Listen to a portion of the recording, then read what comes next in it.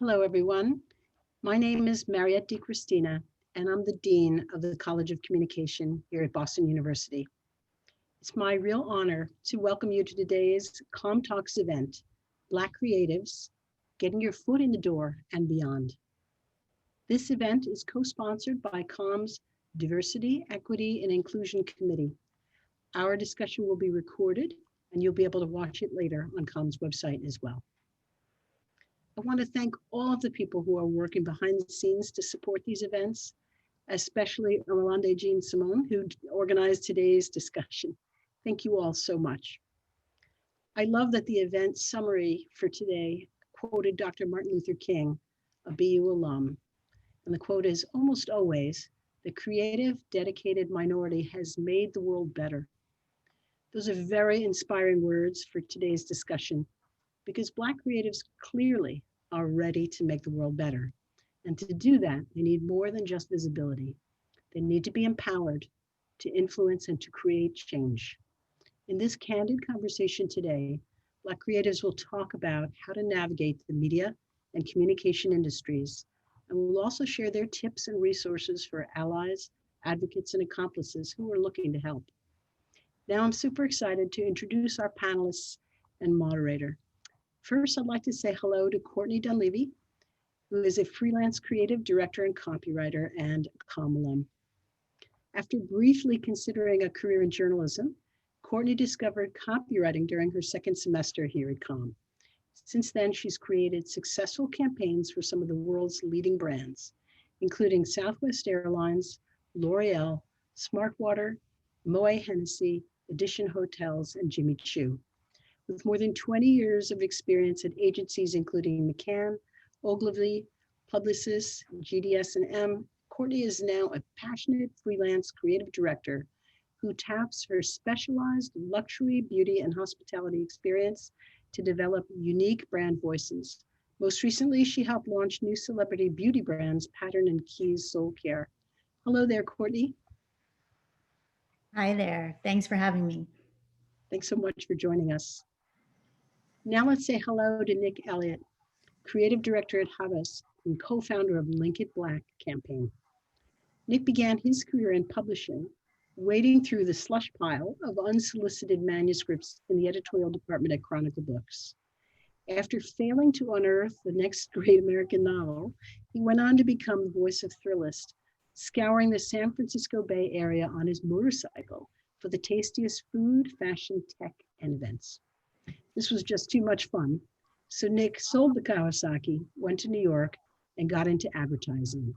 Since then, his brand work has been recognized by The One Show, ADC, FEs, LIA, Webbies, and Cons. His work has also been featured in BuzzFeed, Mashable, Fast Company, Entrepreneur, Adweek, and Ad Age. It's so great to have you with us, Nick. Thanks so much. Hey, everybody. Next, let's meet Mo Osenboer, Associate Creative Director at Facebook and co-founder of Link It Black Initiative.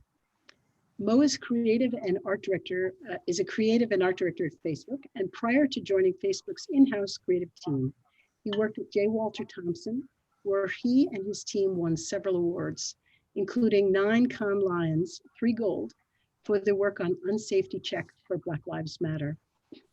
Born in Nigeria and raised in Texas, Mo found himself in the world of advertising by consuming a lot of 90s and 2000s television, and pirated Photoshop program on his mom's computer. Mo believes that creativity needs an enemy, and therefore compelling ideas and craft not only solve problems, but also provide hope and inspiration in our everyday lives. Mo is also one of the co-founders of Link It Black, an initiative to help make advertising industry more diverse with action at its core. Thanks so much for joining us, Mo. Happy to be here. Thanks for having me. And next, I'd like to welcome Oriel Davis-Leons, who is creative director at Spotify and founder of One School. Oriel used to be a chef, but after getting tired of the long hours and intense pressure, he decided to get into advertising.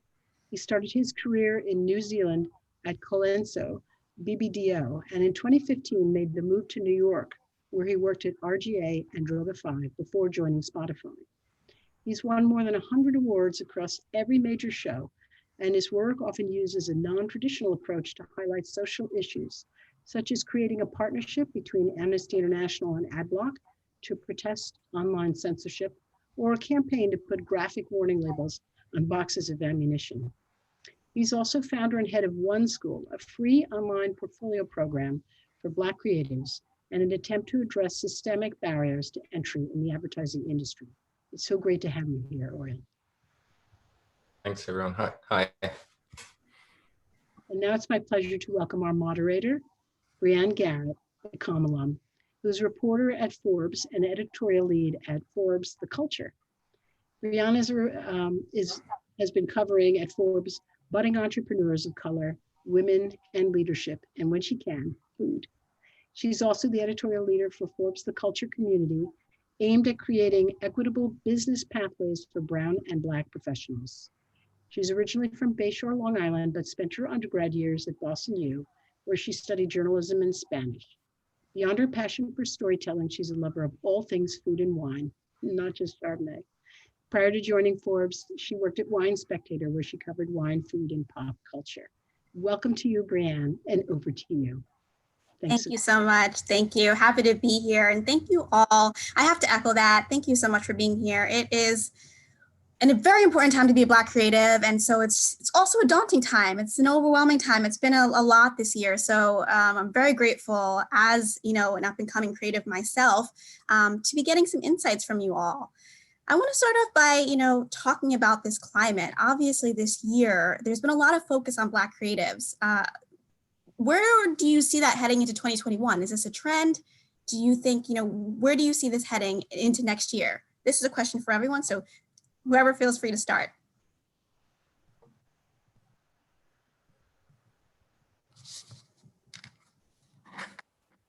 Well, I hate to think of us as a trend. So I think that, we have stories to tell and people are looking to us, not just because, it's important. Hopefully it's because they want to hear from us. So I have hope that it's beyond 2021. I've been doing this a while, so hopefully someone's been listening to me, but I think what's most important is that, we tell the stories that we want to tell, that it's an opportunity to kind of challenge what's been said.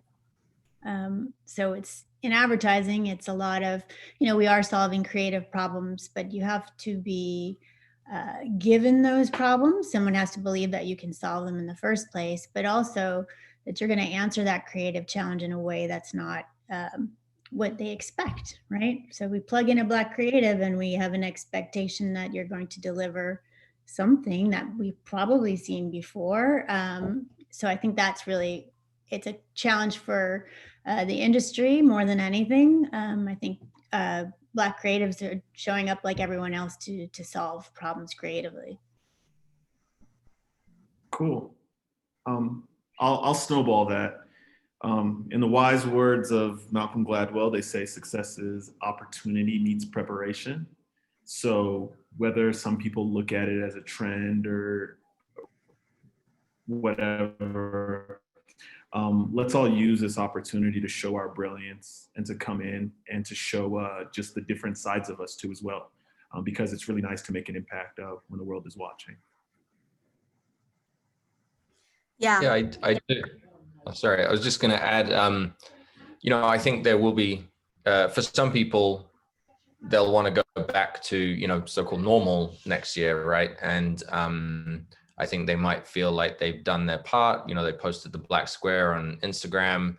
They maybe hired a couple more Black people and they can maybe say, okay, we've done our bit. Joe Biden's president. Let's all go back to normal. But I do think, for Black creatives, there is no going back, right? And I think this year has been a bit of a watershed, for me personally, in that I feel more like maybe empowered to, be as Black as I want to be at work and in a way that I probably didn't feel like I could be earlier in my career. And I know a lot of other, Black creatives and just Black people in the industry in general are kind of feeling the same. So there are people I think who will want to go back to, before, but I think the Black creative community is moving on and is going to move on with or without those people. You know, and I think we're probably going to shape what 2021 looks like more so than the people who would actually prefer we go back to some kind of previous version of normal. Yeah, Oriel, I have to say, I love the frame in the background, Black Lives Matter. I think it is a reminder of what the power of a movement and how it can be more than a hashtag, how it goes viral, but it becomes, you know, just more than a social media blow up. And in that same, along that same vein, for Black creatives who are looking to launch their own movements or start their own companies or just be vocal, what tips do you have for them to make their voice heard or feel empowered and confident enough to do so during a very overwhelming time? What are some tips that you have for them? Yeah, it's, I think, you know, it is daunting. I think for me, you know, starting something like One School, I really, I fell back on my network a lot. You know, I would say, even if you might end up taking on the day-to-day responsibilities, right, don't see it as a task that you have to do solo. You know, I think now is the time to call on your network and lean on them and bring them in and bring them along, because that is the strength of the school, was that I was able to call up, you know, all the great Black creatives that I know and I've met and worked with over the years and say, hey, I'm doing this thing, you know, are you down to help? You know, I just need like an hour of your time here, or I need this, you know, and people they're willing to help and they're willing to rally around, because we're all looking for those things, right? We want to support, we want to see more Black businesses. We definitely want to see more Black agencies and, you know, Black people kind of taking control of the narrative and the way that we're, you know, our culture is often represented in the industry. So I would say just go to your network, you know, lean on people. Don't feel like you have to do this alone. Like it is hard. It is very hard. But now is the time, I think, to tap into all those connections that you've been making, you know, over the last few years. Yeah. And I mean, you have firsthand experience, as does Nick and Mo. I want to kind of turn it on you guys, Nick and Mo, starting Link It Black, while also navigating full-time jobs. I imagine that was challenging, but rewarding and complimentary at the same time. Can you tell us a little bit about Link It Black and the inspiration behind launching that? Yeah, do you want to go, Mo, or should I explain it? Go for it. I'll go right after you. Okay, cool. So I've known Mo for many years now. We met at an agency that we both worked at earlier in our careers, and became friends and have sort of always stayed in touch. And this was a project that came about between us and two other friends, and it came about from us just talking about what was going on in culture. And some of us have always kind of had a desire to do side projects that react to what's going in culture. And this just felt like, yeah, there's an opportunity to do something here. And so we kind of just had to choose our way in and figure out what it is that we, you know, obviously systemic racism is a big, hairy problem that no one idea is gonna, you know, go and solve. But you know, our thinking was, well, maybe we can make just a little bit of difference, thinking about privilege and those of us who have the privilege to work in advertising, and can we use that privilege to benefit somebody other than ourselves. And so that was kind of the insight, and then the vehicle to go and do that was essentially what Link It Black is a call to everybody that works in advertising to use their portfolio websites or their LinkedIn profiles, not just as a means to promote myself, but as a means to shine a light on somebody else. So to use those platforms to point to Black creatives specifically. You know, you could point to a friend, or you could point to a list of various diverse creatives and their profiles.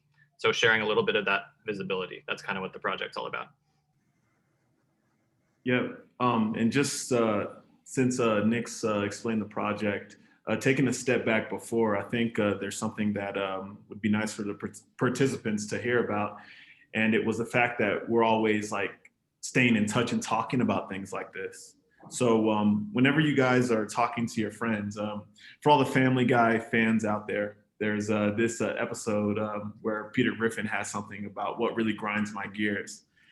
And so, you know, he'll always talk about that. And so I think this idea almost kind of came into part of it, some of the things that we had a problem with.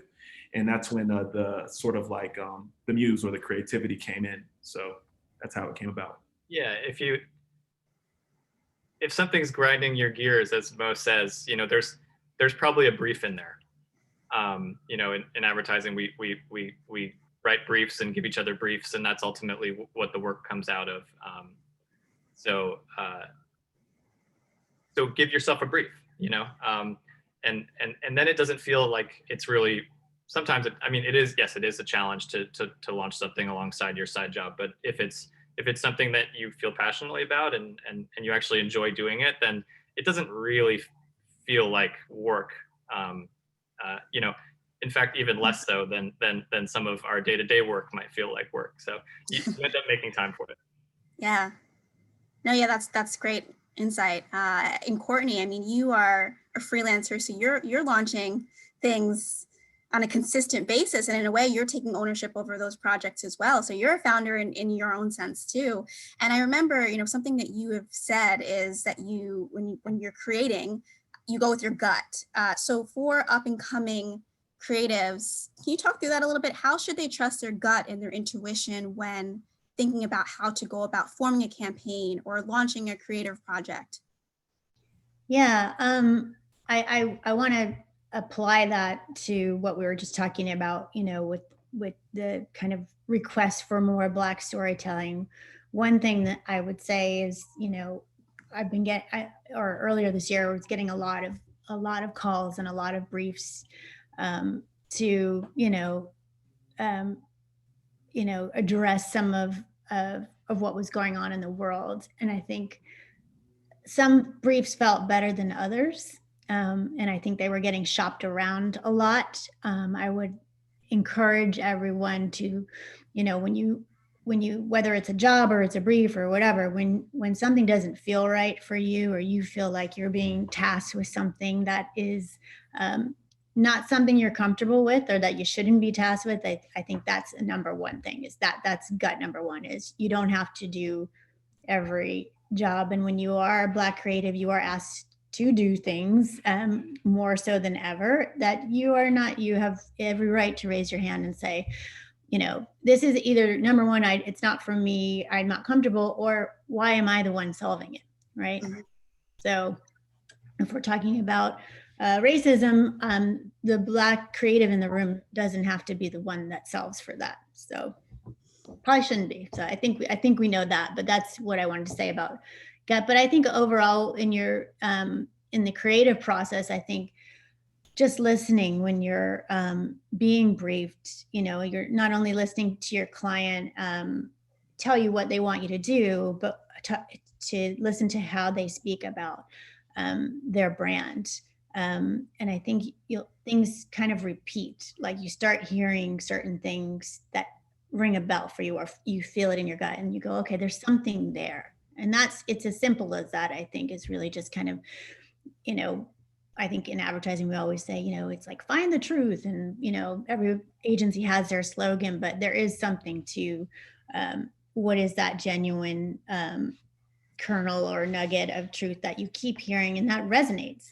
And then your challenge is to, you know, ideally attach some sort of emotion to it that's going to resonate with the humans that you're talking to your audience that you're trying to reach.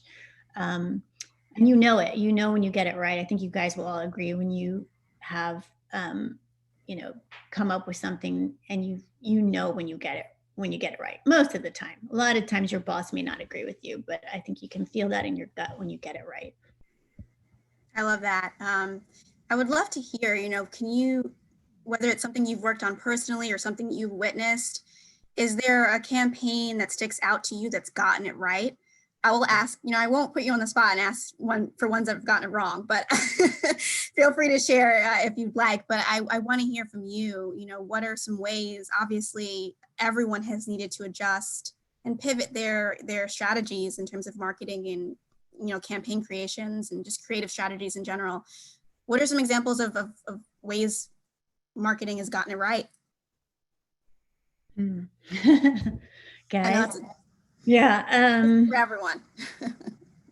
I think one thing that I worked on recently, and it's kind of it's just timely, but and I think the more we tell stories that are true to our experience, the bottom line is that we haven't been heard a lot, right? So a lot of problems haven't been solved. So I work a lot in beauty, and whether it's hair care or makeup or whatever, we're addressing a lot of issues culturally because we're talking about your hair or your skin or your body, and you have, really we haven't had the opportunity to fully be heard and to express that breadth of experience within the Black community. So it's not just everyone wears their hair this way or everyone does this thing socially. It's really trying to share, that we're not just one thing. So whether I can name a lot of people that have gotten it right, I can just remember opportunities when I was able to get it right for me, right? And those are occasions where it's like, hey, I'm going to show you a Black woman who does this. And that's maybe not what you had in mind, but that's just another representation. And I just did a thing with Alicia Keys, Soul Care. And I think that was a right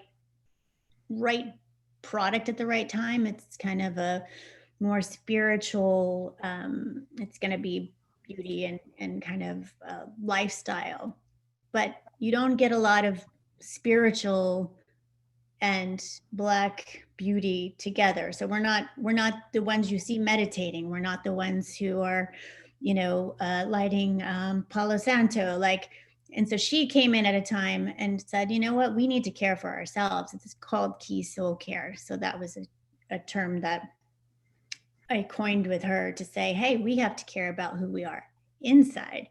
And that was kind of a new way in, and to show us as people who go on these spiritual journeys and care about their skin and care about their communities. So I think it's not just on the creatives. It's like we're looking for companies that are, looking to us as like, here's something I can offer that's reflective of your experience. Maybe not one you've seen before. Maybe it's just a broader horizon. Mm-hmm. Definitely. And can we talk about ones that got it wrong? Because that's just so much more juicy. I was hoping someone would have some. Oh, I got you. So as far as ones that have got it wrong, I won't name the brands and everything, but I'll name the situation, which I think is now the new standard going forward in 2020. So apparently a friend of a friend was in this meeting with Beyonce, and it was a beautiful, beautiful presentation. It was lovely. The whole team came correct. It was just perfect to the core, well crafted. She waited politely till the meeting was over, and she said, I'm looking around this room and not one person looks like me. And my friend goes, the meeting was pretty much over after that, and they didn't get the pitch. Even now, I'm even looking at some LinkedIn ads. You'll see these beautiful spots, and you'll see in the comment section saying, oh, I only see one Black person in the count. So I feel that the new norm for getting it right now is you have to have that representation in front of the camera and behind the camera. Perfect example. Oriel, you seem like you have. Yeah. I'll go back. I'll go back to the positive then, because I think one that sticks out for me from the summer was back when everyone was like trying to figure out how to respond to the protests, right, and to this like uprising. And I mean, someone had the idea of black squares and whatever, but I think the one brand that I felt like got it really right was Ben and Jerry's. And I don't know if you saw their response.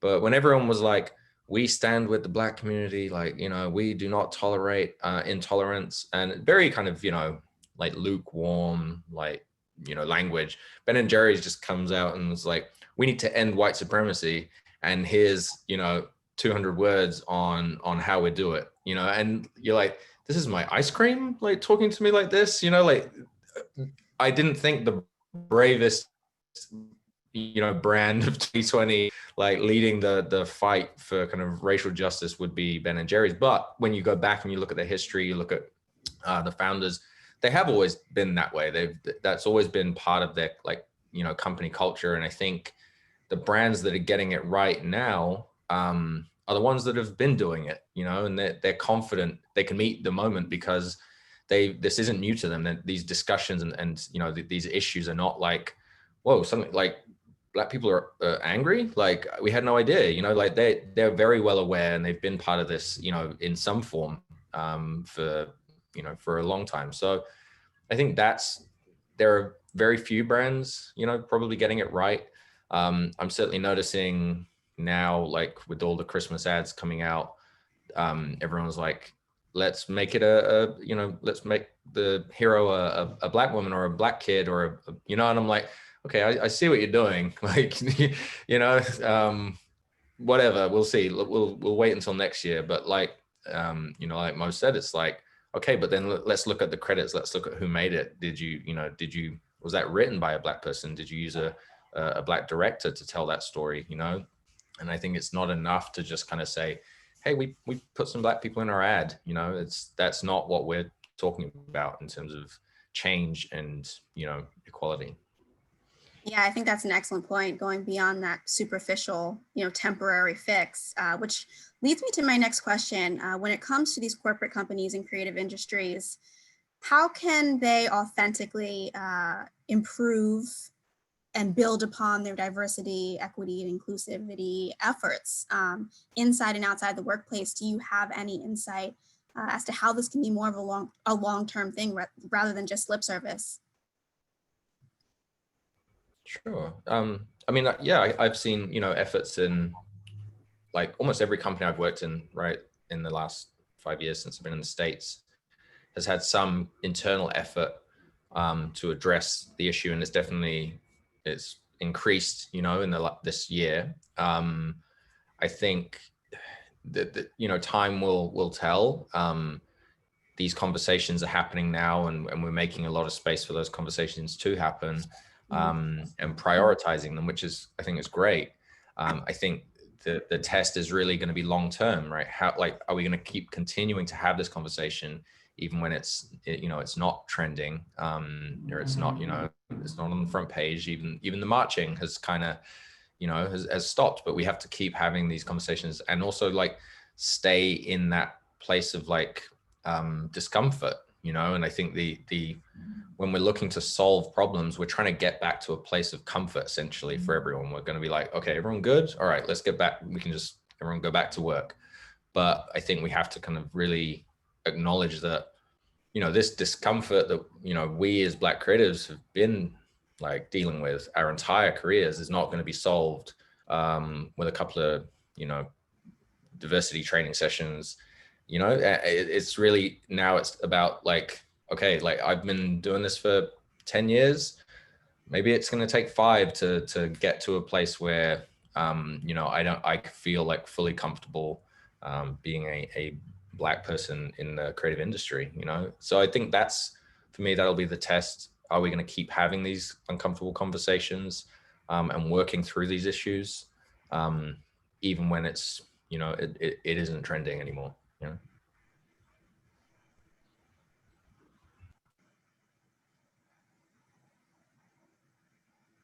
Yeah, I'll leave it to you guys. We can always pivot back if you have any other thoughts on that. But I really want to go back to something, Nick, that you said, which was the idea of privilege and using your privilege for good in a way that's beneficial to, you know, counterparts and colleagues that perhaps aren't as privileged. So when we talk about that, we obviously talk about the importance of allyship.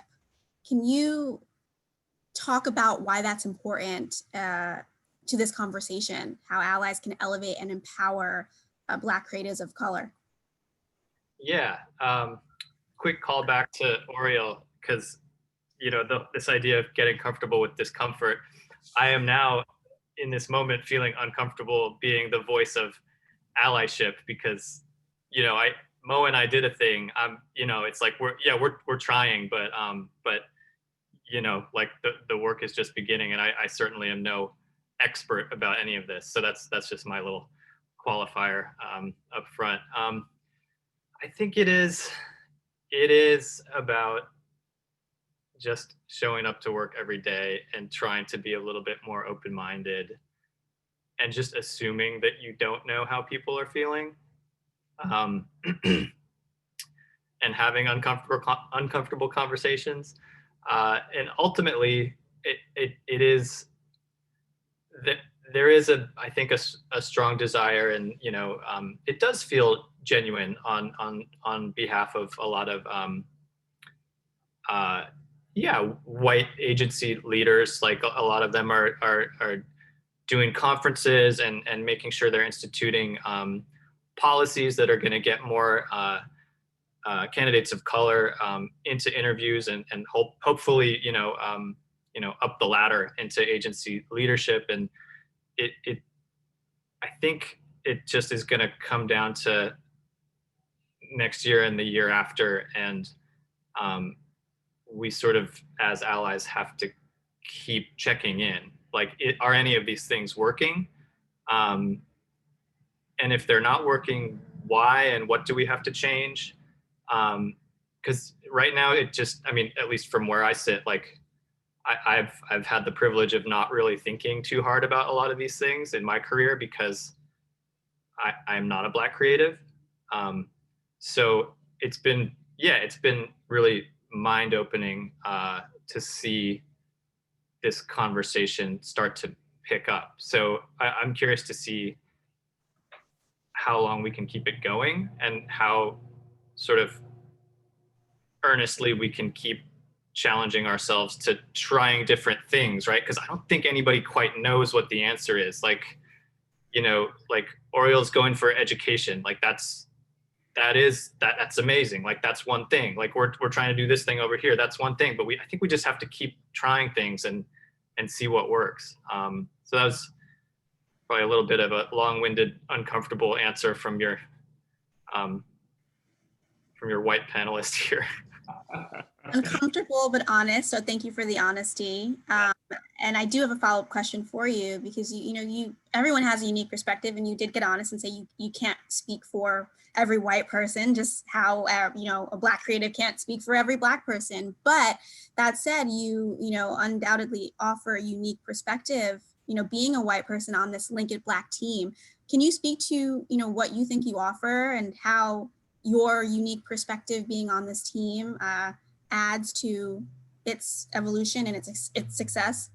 Sure. Our team, not necessarily by design, but our team for this project literally was like me and Mo, and then Alex Reynoso, who's another partner of ours, is Hispanic, and VB is of Middle Eastern descent. So we automatically kind of had a roundtable of very different perspectives. So that was super helpful. And I guess if we're just talking about that project, my perspective and how it was helpful, I suppose, was like figuring out what the right tone was to strike. Like we wanted it to have a little bit of edge to it, and to get people's attention, but to not feel like we were pointing fingers and trying to guilt people into doing anything. So as a creative director, and ultimately a writer, like figuring out that tone, I guess, was what I brought. And then also just, we kept talking, and we were super collaborative about it. And like, if it was going too far in this one direction, Mo was kind of like, I don't think we should say it like that. And I'm like, that makes sense, So ultimately, like, we all brought our own kind of thing to the table, but it was that coming together and meeting of the minds that I think makes any work stronger, right? It's like you can only get so far on your own, and that's kind of what's fun about working in advertising. It's like we're constantly pushing each other, and thinking in ways that, you know, I never would have come up with on my own. Yeah, definitely. And just to big up Nick a little bit, it's all about that thing about not being afraid to be wrong. You know, not feeling that you have a place in this thing just because, you know, you are privileged. In fact, that gives you a unique perspective, you know, because it's a human being problem. And this goes back since the beginning of time. Like, I mean, like, you know, the John Browns of the world. Like, for all you who don't know who John Brown is, look him up. But I'm sure he definitely had some wrong perspectives too as well. So it's everyone's problem to sort of propel to the next level. I love that. Love that. I want to pivot to some sort of tangible takeaways for our budding Black creatives and creatives in general who are watching. And I do, before we get into that, want to suggest that anyone who has questions for our panelists, please do ask them, and I will get to as many as possible before the end of our session. Yeah, so I really want to pivot and you know, ask you guys, what are some tips you have? And Courtney, I want to start with you. You have spoken about, you know, the fact that a lot of the experience and the clips that you racked up and the campaigns that you launched were post-college. Can you talk about, you know, that sort of grind mentality and, you know, what it takes to really rack up that experience and that portfolio post-college? Oh yeah, the grind. Well, I when I graduated comm, I didn't have a portfolio, and back in the day, you can look me up. And I won't tell you my graduation year, but it was a while ago. So back in the day, we graduated without portfolios, and I'm not sure if that's the case now, but I think it was the beginning of kind of, you know, ad schools and kind of that graduate advertising school that is commonplace now. So I did start out, I spent a year working in Harvard Square at a full-time job that was not advertising, but I spent that year putting my book together. And I think, Nick, you said it earlier, you said, give yourself a brief. So I was constantly giving myself briefs from wherever I kind of found inspiration, or, you know, looking at agencies that I wanted to work for and what type of clients they had, you know, really trying to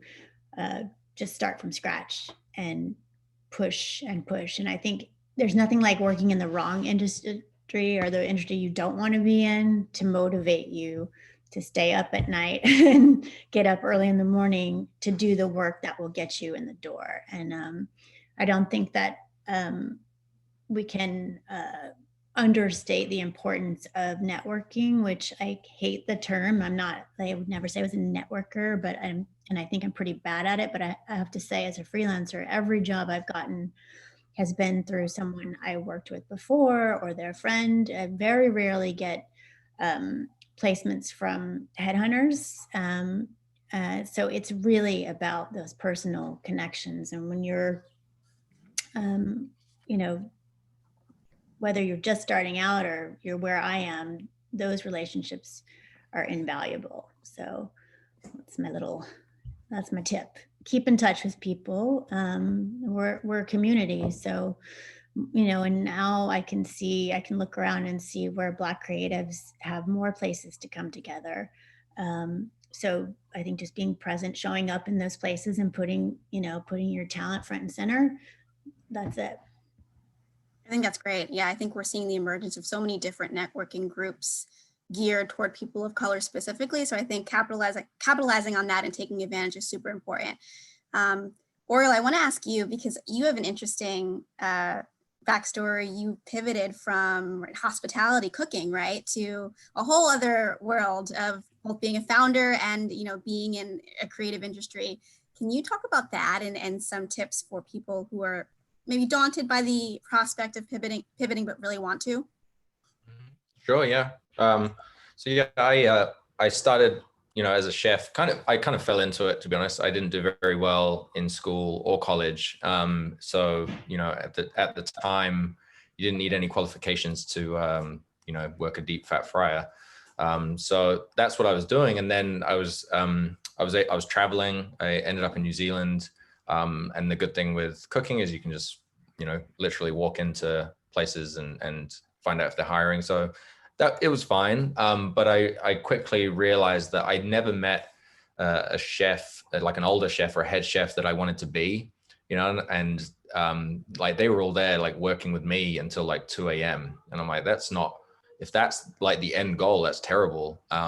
Plus all my friends were off, partying and seeing the country, and I was working every Friday and Saturday nights. So I kind of decided to get out of that. I didn't really know how, but I managed to find a job kind of selling ingredients, back to the restaurant. So it at least put me in like a regular schedule, like 9 to 5, so I could get a life back. And then while I was doing that, I started writing the company newsletter. And the owner was like, "Oh, you can actually write." And I'd done some writing previously. I'd like written for like online music magazines and things like that. So she was like, "Oh, you should go and do this. You should do it properly, do something with it." So I actually originally wanted to be a journalist. I went back to college to study journalism. And then I realized quickly that like you don't make a lot of money, and the point is to like kind of remove yourself completely from the story.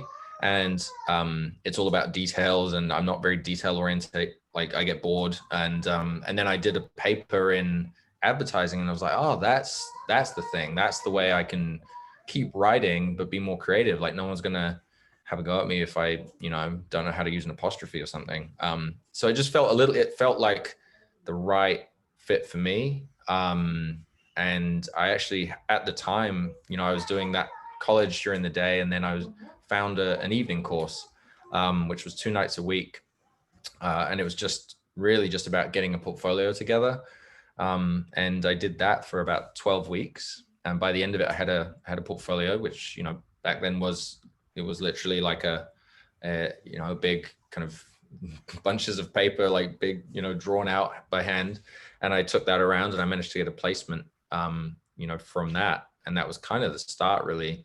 And it was, my first book was terrible. I actually showed my students like a couple of weeks ago. I sit there and I review all their work when they come back each week. And it was a particularly rough week. I kind of told a lot of people to go back to the drawing board. And I was like, look, let me show you like where I was, a few years ago. And I pulled up my first portfolio, or at least a few of the pieces from it, and showed it to them. And it's terrible. It still is. And they tore it to shreds, and they had a great time doing it. But the point was, that was like as good as I was after ad school, or after this program, and I managed to get a job from that. And the rest is really, it's hard work, it's effort. I don't, there are some people who are just like kind of naturally like gifted or talented. But a lot of the people I know who like are the best creatives that I know are really the hardest working as well. They're the most curious, and they're constantly looking for new inspiration. They're really just passionate about what it is they do. And you get better through that. You get better through just kind of working on yourself, So I would say that was kind of my maybe number one thing that I would say to anyone starting out, is that, there isn't some like magic, ability that someone over here has and you don't have. Like all the best work, all the best creative work that's been done is out there for you to see. You can go onto any of the awards archives, and you can spend all day absorbing that, which is what I did. I read like every book there was about copywriting, because I think, and you become better through that. You just become better through time, practice, and also just surrounding yourself with good work, and so that for me, that I think when I showed them like my very first book and my first work and how bad it was, and kind of like and I was like, look, here I am, like even I can do it, so it isn't that you have to, you have talent or you don't. It's like you have as much talent as you're gonna put the time in to yourself to develop. I love that advice. And I also love what you said at the top of that, which was if you don't see anyone in the room who you want to be in your industry, that's probably a clear indication that you should pivot. And I think that's sound advice. So thank you for that. Nick, Mo, do you have any sort of tips, experience takeaways, do's and don'ts for budding creatives? Yeah, I guess I could share one or two. So yeah, it's not so long ago. It was me in the position of having to shop around a book of work that wasn't particularly well thought out, and was trying to be something maybe that I'm not. And now being in the position where I'm reviewing other people's portfolios, I'd say try to put stuff in there that expresses your personality and your point of view on things, even if it isn't beautifully art directed or even a fully formed thought. A poem or a piece of photography, something that kind of gets at like how you see the world a little bit differently than other people, that might help you stand out more than a campaign that a lot of people in ad school might have put together something similar. So see my dog in the background, sorry. So yeah, I would say if you are in the position where you're putting together your first portfolio, for example, don't be afraid to drop some kind of oddball stuff in there, because who knows, it might catch somebody's eye. I like that. And I'm sure all of us who have been reviewing books, you see about 100 and about 200, portfolios. And keep me honest, sometimes they start looking like a little bit like the same. You got one campaign and you got this, but it is all about kind of like, to what Nick said, putting that funk a little bit. Like just in case, like for example, there was someone who was really into like peanut butter. They had this weird thing about peanut butter, and sometimes you'll hear yourself saying, "Oh, you're like the peanut butter creative," like just kind of putting that little niche in there that separates you from everyone who wants exactly what you want. I mean, it doesn't seem too different than probably seems so far away, but in the past, but college applications, right? How in order to get into college, you probably should write about what makes you stand out. I think it's the same sort of mentality, strategy there. So that's good advice. So we have a few questions. I'm going to read a couple out. Let's see. So Marianne Howland says, what are examples of other brands who are getting it right when it comes to marketing to sophisticated multicultural audiences? Black and brown people is what she asks. Let's see if I can. Oh, it disappeared. Oh, it's there. Okay. Let me know if you want me to read it over.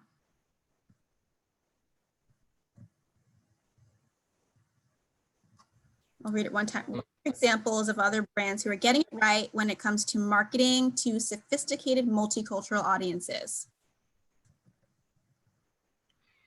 Yeah, it's a tough one. I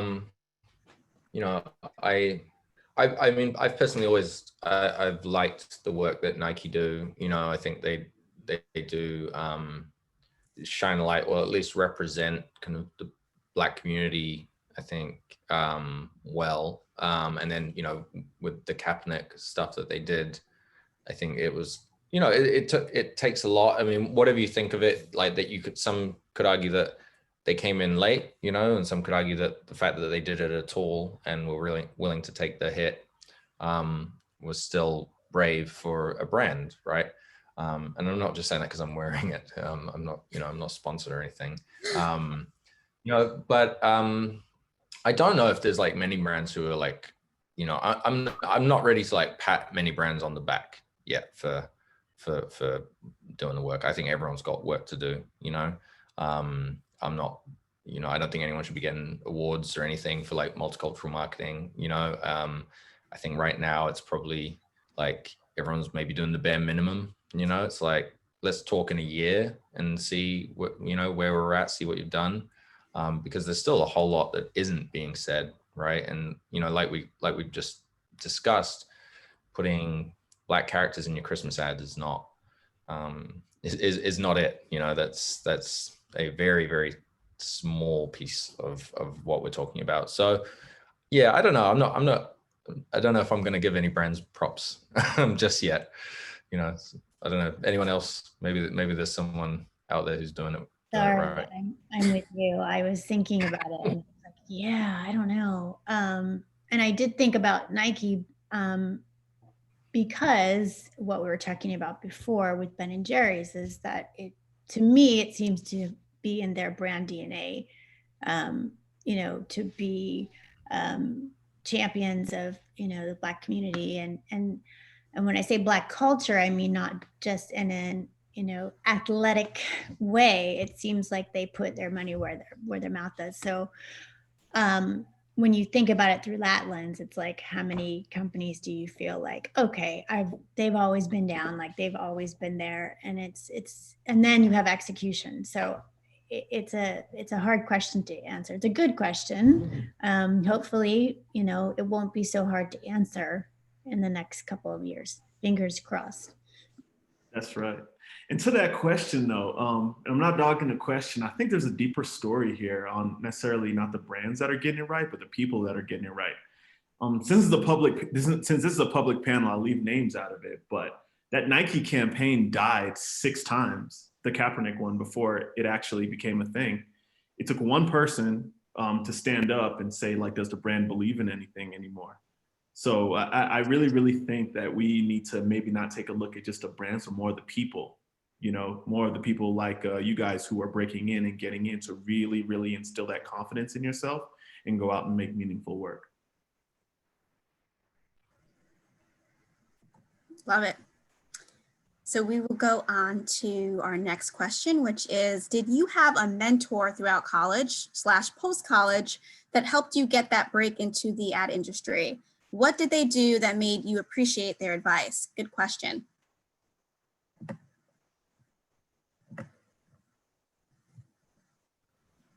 I can start again. No, I haven't had a mentor. I think that's, you know, and that's part of the issue. And part of the reason I started the One School was, I think often as a Black creative, you are, you know, maybe the only one of 2 or 3 in a department.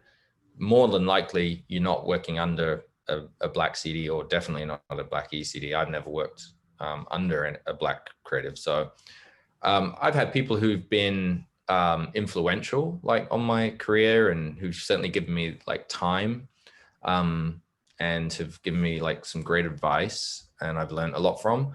But I think when you think of a mentor, it's a closer relationship, right? It's like someone who's really invested in your success. You don't have to necessarily work in the same place as them, but they take a personal kind of investment in you, and you can go to them for more than just like, hey, what do you think of my idea? And that's the extent of my relationships with, you know, people who've been influential. So, but it is important, you know, and that's something I would encourage everyone who's starting out, if you're a creative, is to try and find a mentor, you know. Maybe don't go cold calling people like, hey, can you be my mentor? It takes time. It's usually it's a process of like just building a relationship, like anything, you know, and you'll find that person, there's no like official paperwork, you know, it just happens. But it is a good thing to have because, again, it's that network, right? Like that once you have those relationships, those last, right? Jobs come and go and whatever, but those relationships are the things, you know, like Courtney was saying, is like, that opens doors later on, you know, that like, that's the thing that you can fall back on. And I think it's the thing that we've lacked as a Black creative community, is like, because we're so spread out, you know, we don't have that kind of network to just fall back on. So I would encourage, people to go out and find a mentor, or just be on the lookout. And then anyone who's more senior, be a mentor, you know, like put yourself out there. Like for me, the One School started with just a post on LinkedIn where I just offered to help people, Black creatives, young Black creatives, like put together a portfolio. You know, everyone who's got a LinkedIn account can essentially make that same offer and be a mentor. So it is important. And I think the more of it we do, the stronger that network becomes, and the more doors we can kind of, just keep opening for each other. I'm smiling because I low key did that back in the day. Can you be my mentor, please? Come on, I want to learn. I want to get in. So yeah, don't do that. Let it happen naturally, gradually, right? Yeah. Believe it or not, some people don't mind being bothered and being bugged. That's how I got my first mentor. Everyone's always busy, but it takes one person. And yeah, I thank her to this day. I bugged the mess out of her, and finally she's like, okay, your book sucks. Let me help you. So we have this great, I don't believe it's a question, but it's a comment, and I think it's a nice positive one, so I will read it out. Hearing you guys talk is so empowering. I graduated BU screenwriting in '96, having placed in the WGAE scenario competition and having 2 screenplays semifinal in Sundance. I moved to LA with A-list connections because of the attention and immediately got put into a box. As tough as the times are, I know things have changed because I'm seeing and hearing you, and we got this. Thank you. Great. Love that. And we do have one other question and some time to ask. Do you think that post-COVID, there will be more remote opportunities for creatives so that geography and the possible inability to move to expensive cities doesn't automatically disqualify talented people from working at bigger agencies and on in-house teams at large corporations? Good question. Yes. Yeah. I think absolutely. I'm already seeing, people on my LinkedIn, that are posting job openings. It's like, hey, senior copywriter. Oh, and by the way, because of COVID and just the world is changing, open to remote opportunities. I think a lot of companies are doing it, not just, LinkedIn and Twitter, like the big tech companies are doing it for sure. But I think the agency world is going to sort of evolve to that too, to some degree. Yeah, I'd have to agree. I think seeing the productivity and success of being virtual, I think will allow a lot of companies to adapt to virtual communication and operations. So I definitely think that was one, maybe silver lining, is learning how to be productive in virtual settings. So we also have an additional question. I've recently learned that Kelsey Grammer was the reason why the iconic show Girlfriends even existed, because he actively was looking for a story about Black women, since that never existed, and especially not in the way that they did it. How can white creatives like producers, writers, directors, etc., be better at supporting Black creatives and, like you're saying, not do the bare minimum? What counts as the bare minimum, and what should ideally be done in terms of storytelling?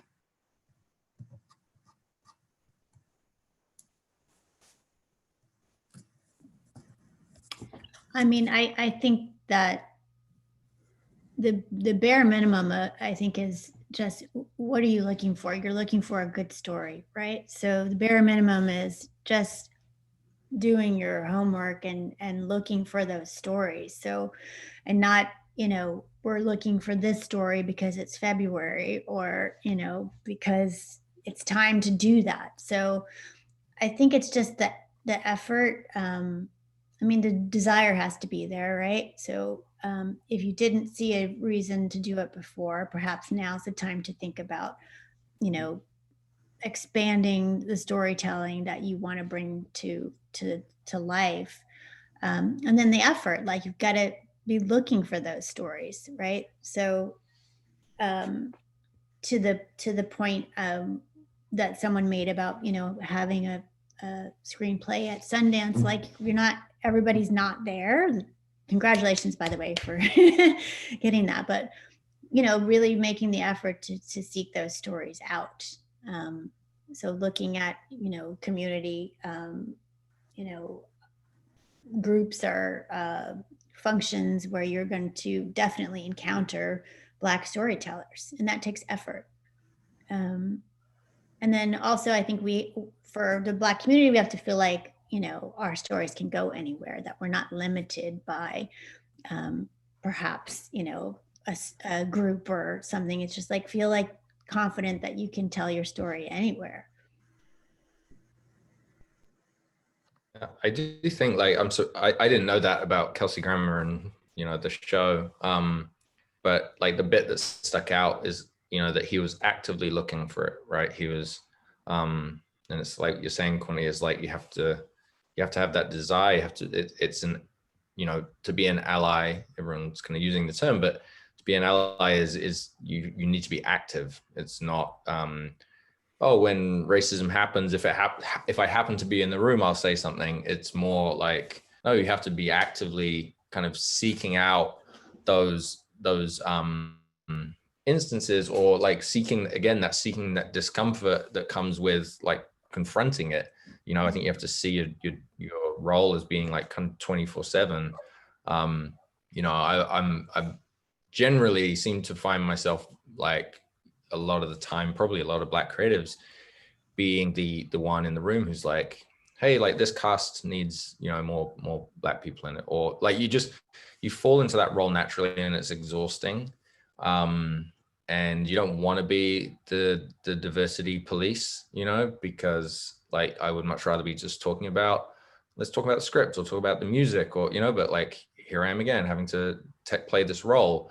But I wouldn't have to play that role, and I don't have to when, like, my white colleagues step up and say that before I have a chance to, and that's, I think, like being active, in that, not waiting to see whether Black people are upset, or, not waiting to see if that thing that you felt like was an issue actually becomes an issue, because usually it's only an issue if the Black person says, oh, that's an issue for me. And then it's like, okay, now we will have a problem. But if that person didn't say it, what, so what? You can carry on business as usual. And what I would love is just for me not to be my responsibility to always play that role. And that's what I think, like when I see someone like, Kelsey Grammer, who's actively out there, looking for a story like that, I'm like, okay, well, that takes the work off, the Black writer or Black director, who is out there pitching as well. That's like, it just takes that burden, and shares the load a bit, and just makes it more likely to happen. So I think that it's a good story, and it's a good lesson, I think, for how, our white colleagues and people in positions of power and privilege in the industry can probably be more active in allyship. Yeah. And so cool to see that Kelsey Grammer's not playing it up either. Like, look how cool I am. It's what you're right. doing. So that's just so awesome to hear, Courtney. I wasn't aware of that either. Yeah, sometimes the best work is the quiet work, the important work. Yeah. So we will end on this last question. I know things keep creeping in, but I will end on this last question. And this is specifically for Oriel. There's many Black creatives that are looking for the opportunity to build a portfolio, but ad school or university is often not the best route for them for obvious reasons that I'm sure might have sparked the great idea of one school.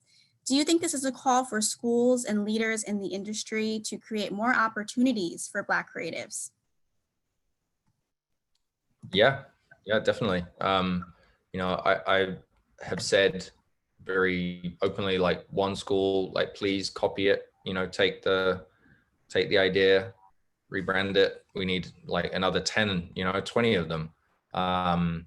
Because I think we can only, teach so many students at once, right? And I think it is, hopefully calling to attention just the barriers, some of the systemic barriers that we do have in place in terms of getting into this industry, and the fact that, we're not seeing, we're just seeing the tip of the iceberg in terms of talent as well, because of that. And for me, I would be inside the agency looking at portfolios from the same schools, and then you'd be looking at culture, and you see all these young Black creatives, with millions of followers on TikTok, starting trends that we're then trying to catch up to. We're like taking to our clients and going, hey, have you seen this? We should do this. And then 6 months later, they're like, the client's like, hey, we did it, and I'm like, you can't tell me that we have all that creativity out there and we somehow don't have it in here. So yeah, I hope that, it's just one of many, and in the next few years, we've got a whole bunch of you know, variations on one school, but like this idea that an education needs to be long and expensive. And I know I'm speaking at a university, but there are certain things, right, that you can learn quickly, and more importantly, you can learn on the job, you know. So yeah, I think hopefully this is the start of a rethink about how we get into specifically the creative industries, and that we can start to see it, you know, other ways to open the doors for talent that we've kind of just been missing out on for a long time. Love that. Great answer. Well, to end things, I always like to kind of end with like on a good note with just, you know, fast sort of quick tip. In a quick sentence, can you all just tell me, you know, the advice you have for a budding Black creative of color? Very quick sentence, 5 words or less. What advice do you have? Maybe you can make it 6 or 7, but quick sentence. Okay, I have one, which is, it's the motto for one school, and I say it kind of every lesson, to be creatively excellent and unapologetically Black. And I think Black creatives going forward, I hope that is the goal, is that, you know, you feel like you can enter the industry and be your full authentic self, and also be proud and confident in your work, knowing that it's like among the best out there. So Love it. that's it. Definitely.